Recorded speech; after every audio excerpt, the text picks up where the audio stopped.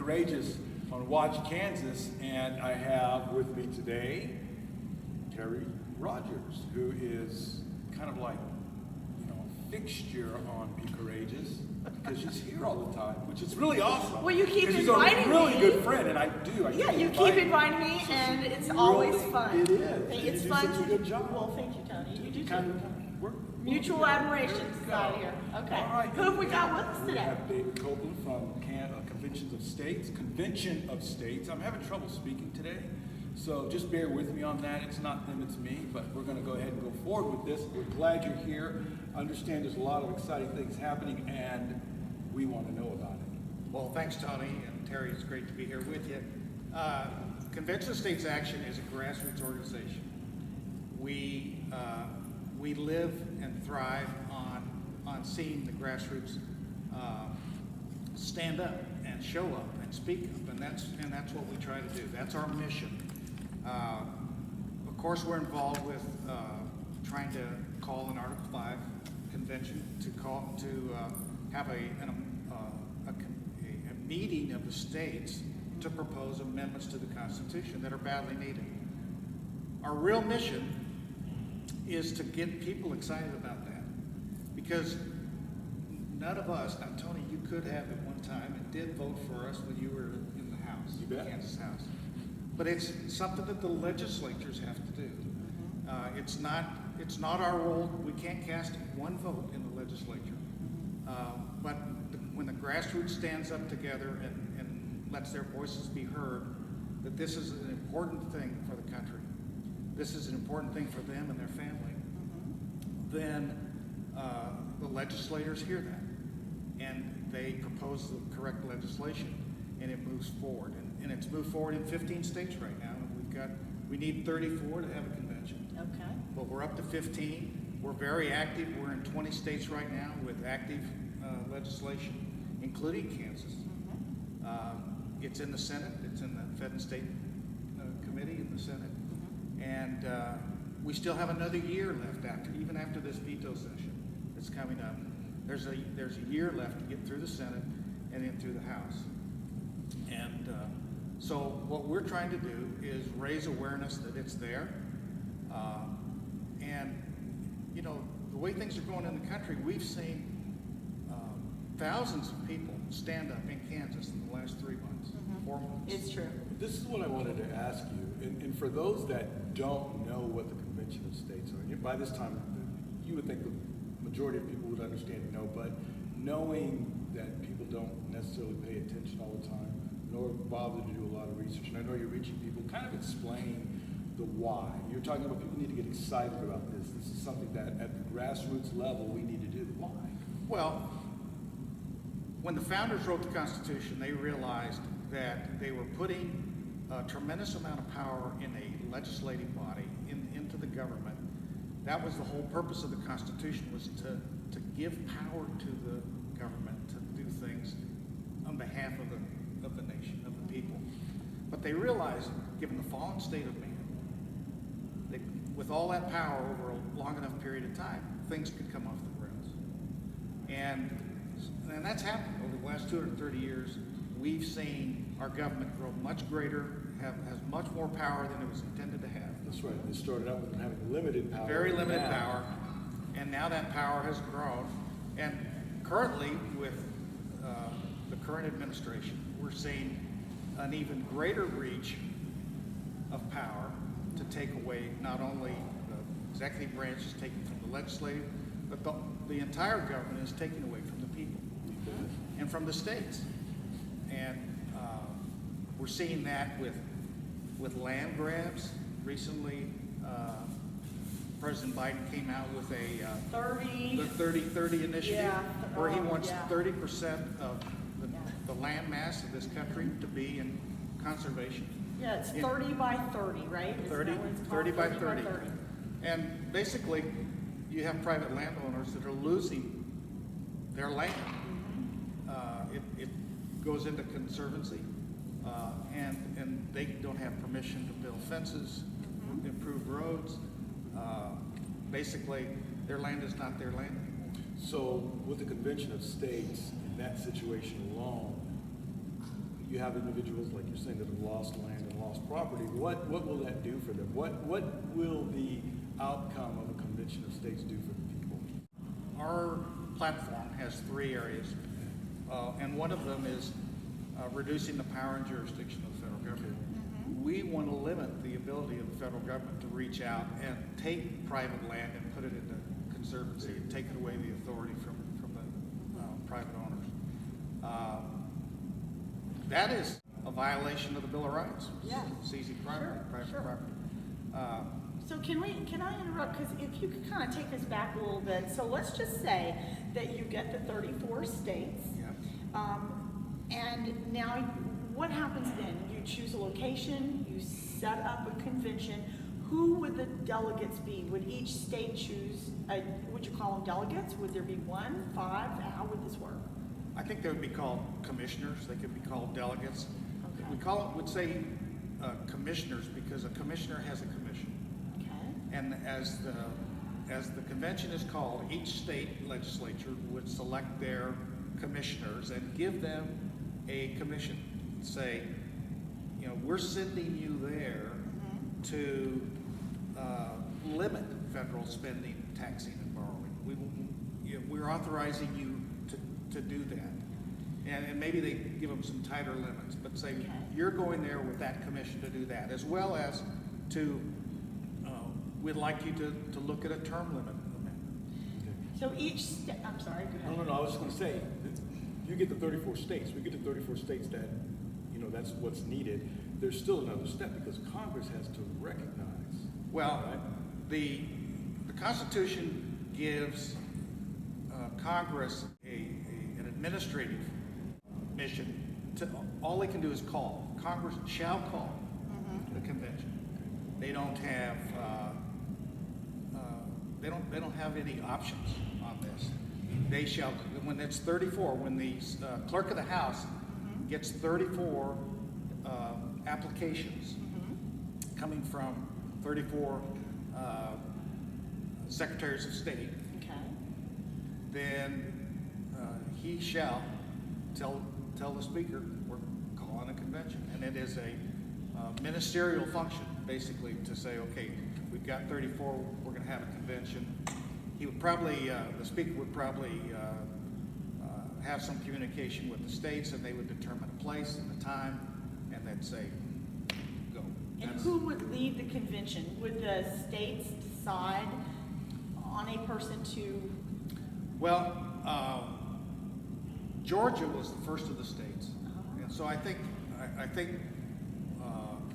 That's interesting that it was Georgia. Yeah. Oh, isn't that? they were the first of the current 15, and the chairman of that Georgia delegation would have a gavel first, and then he would Okay. gavel the convention into order, and then they would elect they would adopt rules.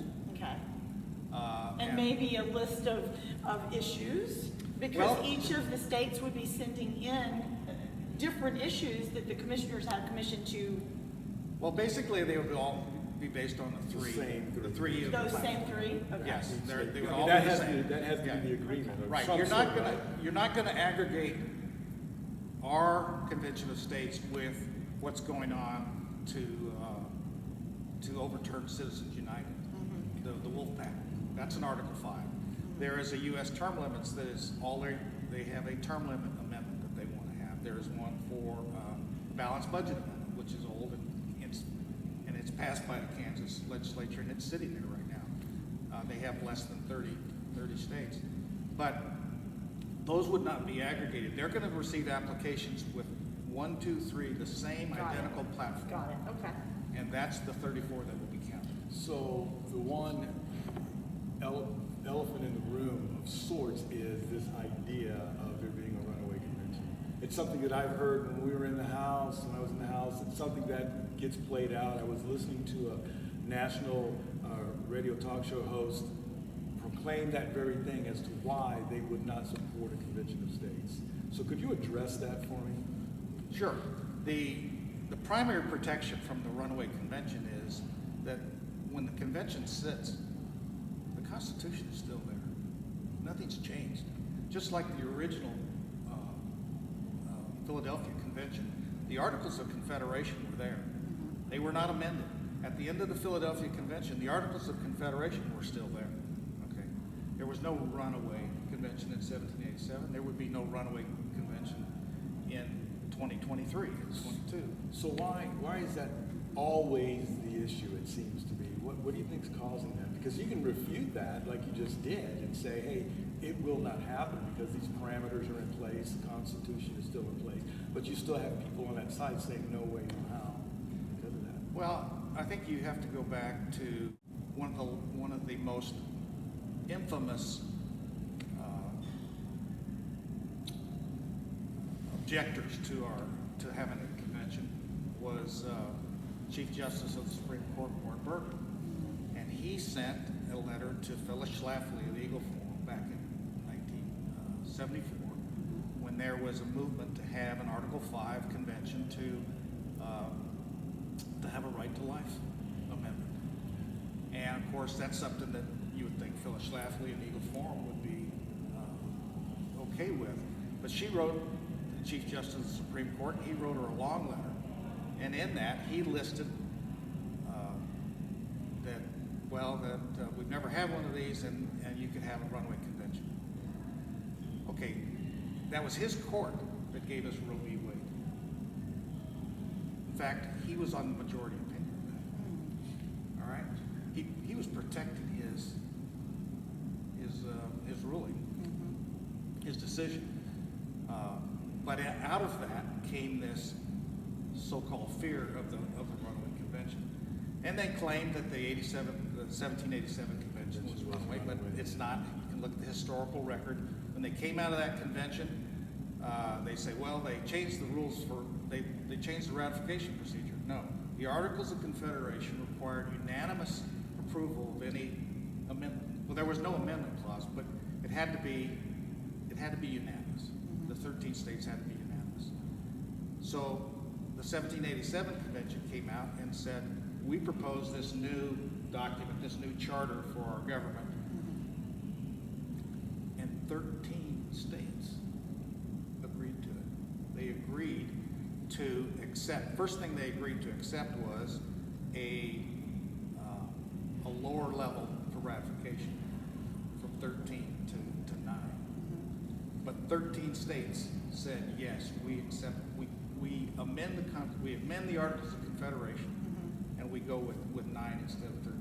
That was the first thing they did.